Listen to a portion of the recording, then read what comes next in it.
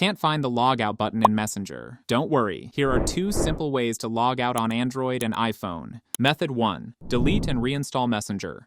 Just delete the Messenger app from your phone.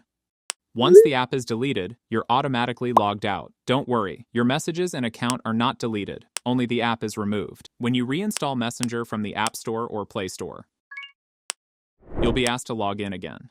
Method 2. Log out using Facebook settings. First, open the Facebook app on your phone. Then, tap the menu icon. At the top right, tap on the settings icon. Now tap the Account Center. Scroll down and click on Password and Security.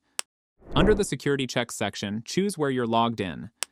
Select your Facebook account from the list. Choose the device that you want to log out. At the bottom, tap Log Out and confirm it. This will log you out of Messenger and all other devices.